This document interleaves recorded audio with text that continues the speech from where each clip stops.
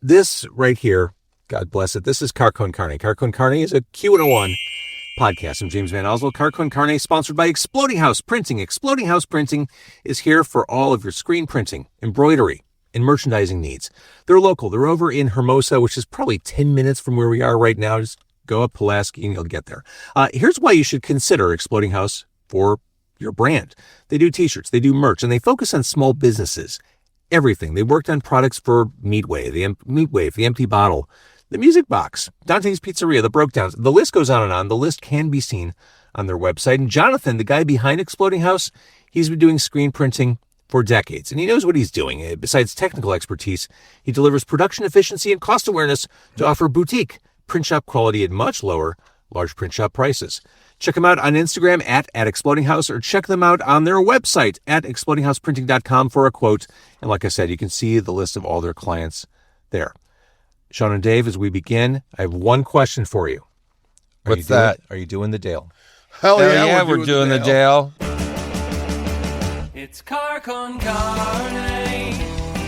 Let's eat in the car. It's Car Con Carne.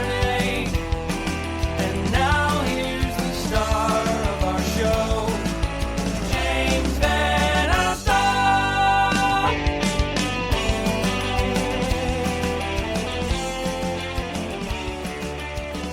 My guest for this episode, it is Shawn from DMen, 2849 West Belmont, and Dave from Livewire, 3394 North Milwaukee. These two Avondale denizens have come together for Doin the Dale. It's the Avondale Music and Arts Fest happening on February 26th and through March 1st. An exclusively Avondale event. Everyone who's participating is from the neighborhood. 15 bands, 7 artists, 7 vendors. Let's start there. Shawn from DMen, Dave from Livewire. Why now? Why a festival that is Avondale specific? Well, it starts out like Dave and I have known each other for like 20 odd years.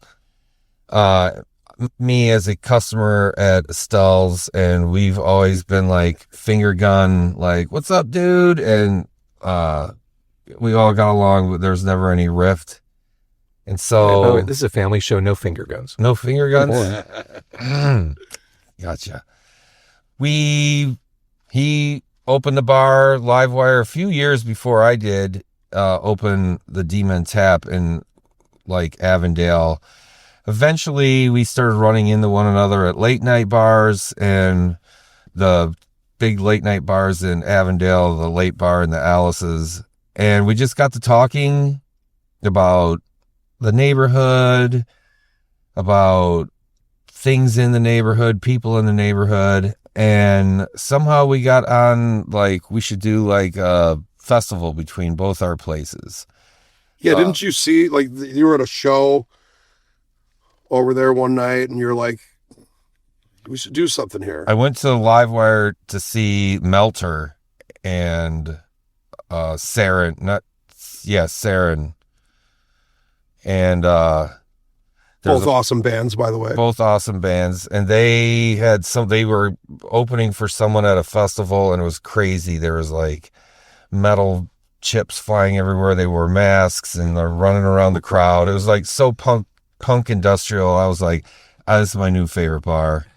And I was like, yeah, I want to do something here. And I thought that it would be cool to do like an Avondale-centric festival, because that's mainly what this kind of stuff we talked about when we were yapping late night bars.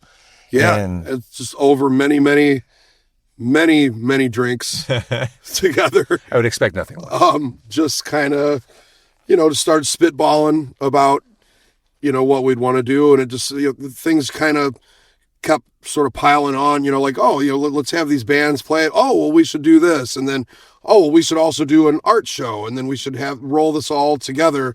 And it should all be people from Avondale that either, live in the neighborhood, work in the neighborhood, or rehearse in the neighborhood, just, contribute something to this neighborhood. And this is kind of how it came together.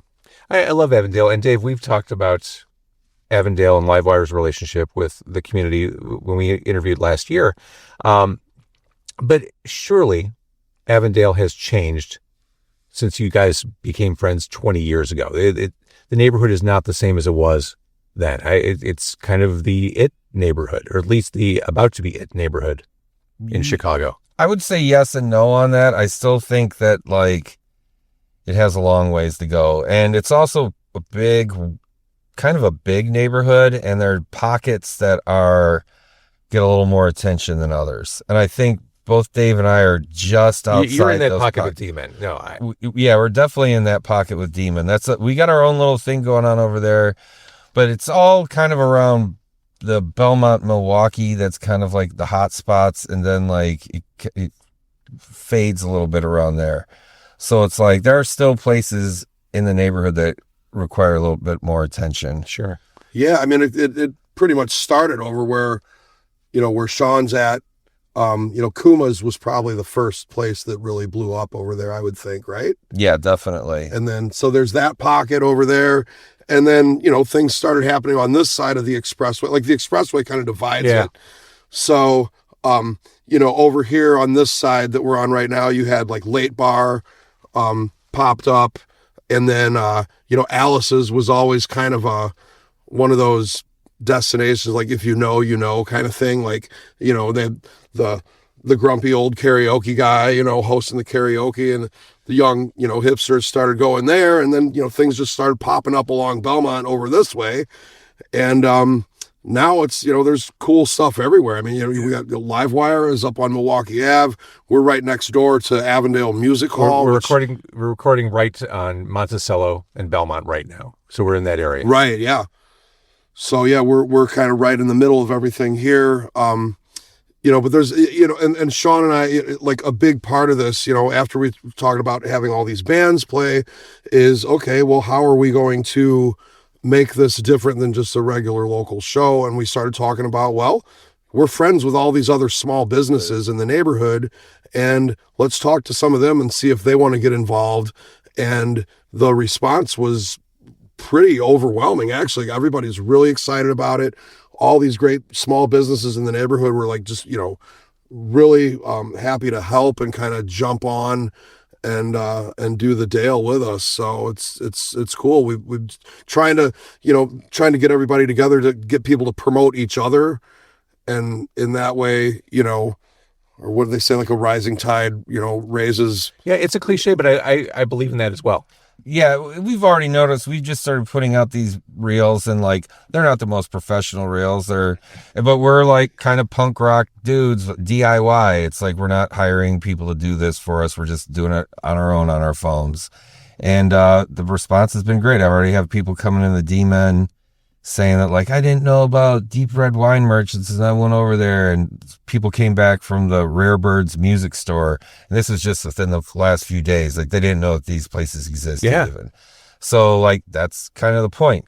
We also like put the dates to do this one night when we were both drunk in the summertime, and like kind of like then life happens. It's like I do a lot of stuff around the holidays, and Dave's busy booking shows. And then it was like probably mid-December, we're like, oh crap, we said we were going to do this festival. This is the so best it time kind to of do has it. been thrown. Yeah, one of the reasons we did that is like there's nothing else to do. People at need this time something of the like year. this right now. The world is scary. The world is awful. It's been fucking horribly cold in Chicago this winter. Like we need something cool and fun to divert our attention to. That's also one of the main like philosophies of Doing the Dale is like the world is terrible. There's not a lot that you could do to like change it. We're not going to vote our way out of this. Like a lot of this stuff is just systematic and bad. But what we can have control of is our own communities. Yep. And building community is one of the best things that you can do where like no one else really has any power over this in our small independent shops and restaurants. So yeah, definitely. We all need something like this. It'd be great if other neighborhoods catch on and, I agree. and like do little centric fests like this. Yeah, like James was saying earlier, we were chatting about something, and he kind of coined a little term like the cool kid chamber of commerce. It's like getting all these, all these businesses, they're all independently owned. There's no no big money behind anything in this neighborhood, at least not yet. You know, similar hustles across the board. Yeah, like that's, and with the bands, you know, we wanted to have a good variety of different, you know, we try to represent all the different, you know, groups of people that live in this neighborhood too. I mean, we've got some, you know, we've got some indie rock bands, we've got some like Spanish, you know, hardcore bands, of an Irish band, you know, we've got a hip hop artist. I love it. You know, it's just, we're really trying to mix it up. And I want to talk about that list of bands. The word community came up, and I think, Shawn, you said it. I mean, to me, bars, restaurants, those are the cornerstones of any community. That's where people gather. Those are the anchors. So I think it's appropriate that you two kind of took the lead on this. So like, you understand and being musicians, you understand community building as well as anyone does or ever will. Yeah. Yep. Exactly. Let's talk about the bands. I'll leave one name off the list for now. Lollygagger. They're one of their newest songs, Monetize the Mania, one of my favorite songs of the year so far. Salvation, Autofobia, Vaudettes, Sharkula, love the name. The Sonnets, Reivers, Revel Noise, Freelapse, love that name. The Knicks, Vince and Lauren, Chancey Brothers, Selfish Lovers, Werewolf Detective, Denim Daisy, Baggy Time. That right there, that's a good list of bands. Yeah. That's a solid list of bands. And the fact they're all, you know, generalized or centralized in this area, that's pretty impressive. Let's talk about the name that I left out. Sybris, your band. Yes. What's going on? We're not doing the Dale. Angela broke her arm, for lack of a better story. Yeah. Poor Angela. Poor Angela. Angela's the best. We love her and wish her fast healing. Yeah, we were going to do the Dale, but we're not. And that's not a quick recovery at all. It's not a quick recovery. No. Poor Angela. I don't even have any. I'm usually the wise cracker. I don't have anything wise to say about this. Well, you guys were technically Sybris was technically the first band booked to do the Dale. Yeah, we were going to do it early. We were going to make it a matinee too, to like bring people in. Oh, so it's like early crowd, and then people stick around. But it's not going to happen. Every time it's the second time we were supposed to release our album, and we came and got interviewed by you, and then we're like, yeah, we're not releasing the album. And then and you were like, we didn't tell you. And you were like, what the fuck, guys? I think I was like, what the fuck, guys? You were. But I mean, this leads to, and I probably asked you when we last did an interview, is Sybris cursed? Sybris is probably cursed. I don't know what to say. I can't live with or without it seems. Can you just lean into that now? I mean, this could be a selling point for the band. Like, come see, when Angela is all healed, come see Chicago's most cursed band, if you dare. There's other things that have happened too. We are cursed. I think just lean in and make that a marketing hook. We did like seances and stuff while we were like whacked out on goofballs. So like, I'm sure some demons hanging around us all the time. But do we need a sage DMen? It's been tried. Okay. If it exists, it's been tried. Well, since Sybris isn't performing, does that kind of free your headspace for the event a little bit? A little bit. Yeah. I'm going to MC. I'm going to do a little intro to each band before they play. Nice. And that's another reason why we were going to play first. I didn't want to be I don't handle live shows the few hours before very well. I like throw up and pace. Still? And so, yeah. I don't know. It's people just love stage fright, really? I know. Yeah, it's not stage fright. It's like... It's just all the nerves and that nervous energy. Yeah. And so that would have been weird. That's why I'm like, let's just knock this out, and then I won't be pacing and puking. What's more important? A, that people show up for this event. B, that the catchphrase "Doin the Dale" catches on. I think it's a little bit of both. Yeah, sure. They are intertwined in one another. It's become a thing like, what are you up to? Like, yeah, we're just out doing the Dale. Doing the Dale doesn't mean that you're going to the festival, although I hope that it does. Doing the Dale could be like, I went to the Wolfhound and then bought some records at Bucket of Blood, and then we went and had a kebab at DMen I Tap. want you to appreciate it. I'm supporting Avondale. Hell yeah, you got the Bucket of Blood shirt on. There you go. You're doing the Dale. I'm doing the Dale. That's then it. later on, we're going to go catch a show at Livewire Lounge. We're doing the Dale. It's like spending a day. You can spend a whole day in Avondale and find so much stuff. There really is. I mean, there's so much cool stuff to do in this neighborhood now. There's no reason you really don't have to leave the neighborhood. You got 3 great music venues, Avondale Music Hall, Sleeping Village, Livewire. I mean, the 3 different, small, medium, and large. As far as that, if you want to see a show, great food, all these restaurants, Avondale Tap right here that we're sitting next to. I mean, they're,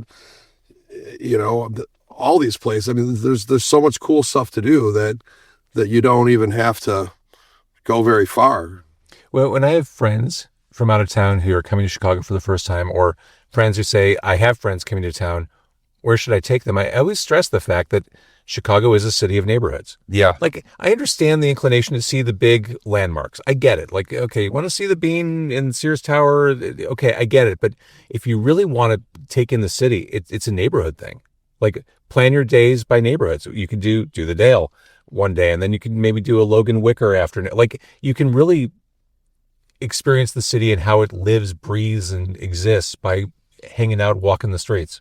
100% agree. I always try to get when my family and friends come, like, you got to hit up the neighborhoods. Mm-hmm. I wanted to add one thing. The list of sponsors that we have are amazing. They're also like people that we're kind of the closest to. I feel bad leaving out so many places, including some people that we're close to.